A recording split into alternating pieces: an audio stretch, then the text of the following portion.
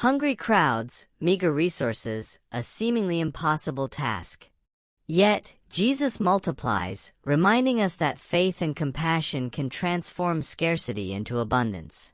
How can we apply this message to our own lives? A reading from the Holy Gospel according to Mark. In those days when there again was a great crowd without anything to eat, Jesus summoned the disciples and said, "My heart is moved with pity for the crowd, because they have been with me now for 3 days, and have nothing to eat. If I send them away hungry to their homes, they will collapse on the way, and some of them have come a great distance." His disciples answered him, "Where can anyone get enough bread to satisfy them here in this deserted place?" Still he asked them, "How many loaves do you have?" They replied, 7.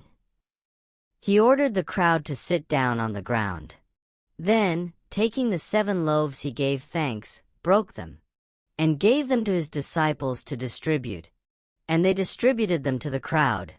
They also had a few fish. He said the blessing over them, and ordered them distributed also. They ate and were satisfied. They picked up the fragments left over, 7 baskets. There were about 4,000 people.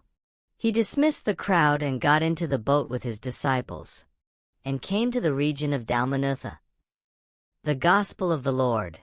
Praise to you, Lord Jesus Christ. As we read the Gospel of Mark 8 verses 1 to 10 today, the scene unfolds with a stark contrast: a vast crowd, hungry and depleted, juxtaposed against the meager offering of 7 loaves and a few fish. This scenario invites us to delve deeper, reflecting on themes of compassion, faith, and the abundance found in seemingly limited resources. Jesus' heart aches for the hungry crowd. He doesn't turn away, but instead, his compassion compels him to act. This challenges us to examine our own capacity for empathy. Do we see the needs of those around us, particularly the marginalized and vulnerable? Are we moved to action, or do we turn a blind eye? The disciples, faced with the seemingly impossible task of feeding thousands, initially expressed doubt. But Jesus doesn't dismiss their concerns. He invites them to participate, to offer what little they have. This act of faith, however small, becomes the catalyst for a miraculous multiplication. In our own lives, moments of doubt and scarcity are inevitable.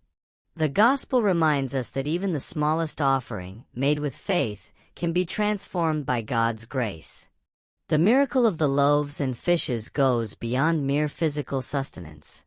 It speaks to a deeper truth: God's provision is boundless, exceeding our limited understanding. We are called to trust in His abundance, even when faced with challenges.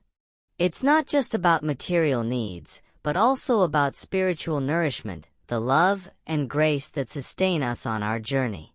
Today, the Gospel calls us to practice compassion. Be attentive to the needs of others, offering help and support whenever possible. Embrace faith. Trust in God's providence, even when faced with challenges.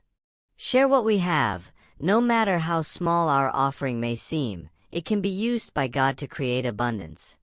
Seek spiritual nourishment. Engage in prayer, reflection, and participation in the sacraments to deepen our relationship with God. Conversion, reconciliation, and the sacraments. The Gospel's message is a call to conversion, a transformation of our hearts and minds. It invites us to move from indifference to compassion, from doubt to faith, from scarcity to abundance. This conversion is fueled by the sacrament of reconciliation, where we acknowledge our limitations and seek God's forgiveness and grace. Through the Eucharist, we share in the abundance of Christ's love and receive the strength to live out His teachings. The miracle of the loaves and fishes is not just a story from the past, it is a call to action for us today. As we encounter challenges and limitations, let us remember Jesus' compassion and abundance. Let us be instruments of His love, sharing what we have and trusting in His transformative power. May this gospel message guide us on our journey towards a more just and compassionate world.